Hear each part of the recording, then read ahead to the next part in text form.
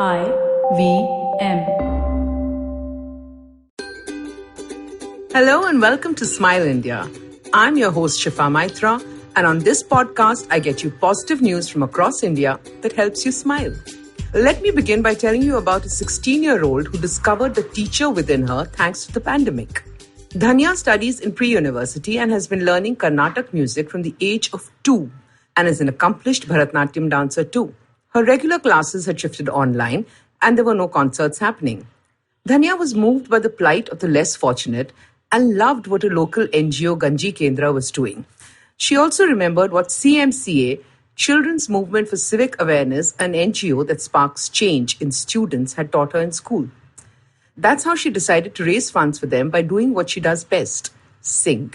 She took help from her mother and began teaching Carnatic music online. The fees students paid went directly to COVID relief. She and her students were home safe, learning, and at the same time they were making sure that some families in Mysore could sleep on a full stomach. That's using the power of the internet in the best possible way, I think. Now let's go back in time. Monuments have now opened up for visitors, so let me tell you a bit about the Red Fort. So the next time you're there, you enjoy it some more. I remember going there as a child with my father. Should revisit it when I'm in Delhi next. India has some great places to see, but most of us end up either planning vacations abroad or heading back to Goa. I plan to change that once we can travel again. Okay, back to the 370-year-old Lal Killa. It was built by the Mughals as their fourth city and pleasure palace. It was attacked by various invaders, including the Persians, who took away the Kohinoor-encrusted peacock throne. While remnants of the Mughal palace are seen in the Diwan-e-Khas and Diwan-e-Am, at that time Delhi was Shahjahanabad. So this fort also had gardens, fountains and markets. The fort at that point had red walls, but the palace was white marble with gemstones.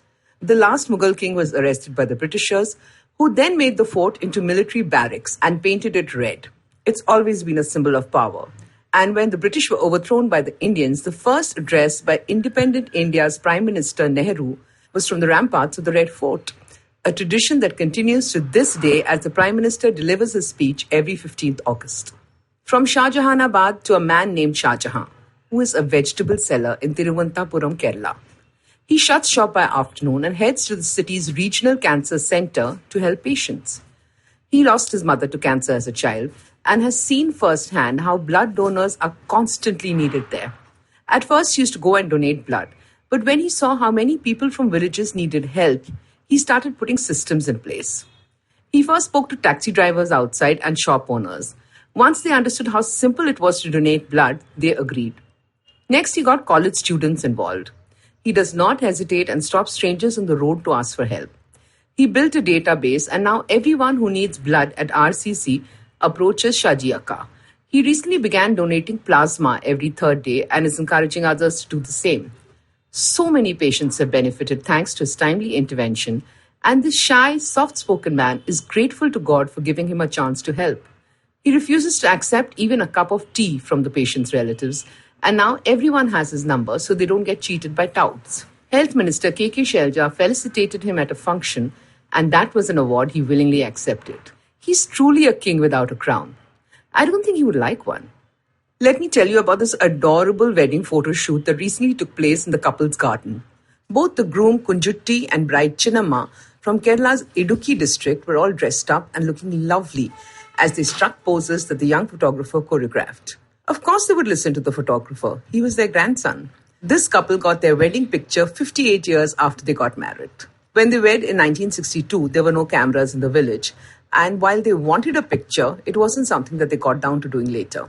When their grandson, who does theme-based wedding pictures, got to know, he offered to shoot one now. The 85-year-old groom said yes, and the 80-year-old bride blushed.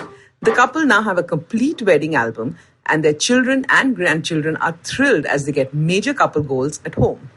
Atreya Wedding Stories is the handle on Instagram if you want to see.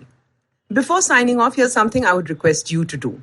As we are still largely homebound, please let your children do things differently. If your son goes down to buy bread while your daughter helps with the cooking, turn things around and see how beneficial it is to both. If your daughter knows how to change a light bulb and your son can iron a shirt, trust me, it will go a long way in breaking stereotypes we've all inherited. If you like this podcast, don't forget to check out other interesting podcasts on IVM Network. You can listen to us on the IVM Podcast app or ivmpodcast.com. You can also follow us on our social media. We are at IVM Podcasts on Twitter and Instagram.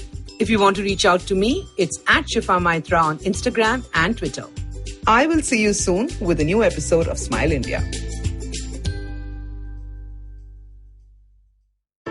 I hope you enjoyed that show. If you aren't following us on social media, please do. We're IVM Podcasts on Twitter, Facebook, and Instagram. Speaking of Instagram, Niharika Pandey joined Cyrus this week on Cyrus Says. Niharika is the strategic partner manager for Instagram India. Great conversation about the plans for Instagram in India. Karanjit Kaur joined the guys at Uncle Please Sit. Another really interesting conversation about the patriarchy. On Advertising is Dead, old friend Suchita Salwan showed up. Suchita is the founder of LBB. Great conversation she had with Varun. Definitely do check that out as well. Tanvi Lad, who is a nationally ranked badminton player, was on the Habit Code with Ashton Doctor. Great conversation. I would highly recommend that. The Football Football guys are back. They've been back for a few weeks, but definitely do check out their latest episode. Great conversation they had. On Aditi Surana's Absolutely Right, Manju Sara Rajan was the guest, and again, a great conversation was to be had over there. As always, great conversations all across the board. Check out some of the other stuff like Smile India, Know Your Kanun, and All Things Policy. All of them had fresh episodes this week, but with that, I hope to see you again next week.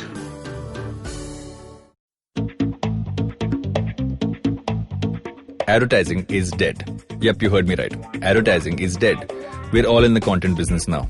Let's not call it news, TV, radio, etc., etc. It's all content, and we're in the middle of this weirdly exciting phase where all the borders and lines that have been drawn over decades has been swept away by this lovely thing called the internet. We're a show where we don't dwell on just the stuff that is now, but rather the wider stuff about advertising, media, content, and the whole goddamn circus surrounding it. Tune in every Tuesday for our weekly unboxing of the mystery box we used to call advertising. I'm Varun Dugirala, co-founder and content chief at The Glitch, and this is my new podcast, Advertising is Dead.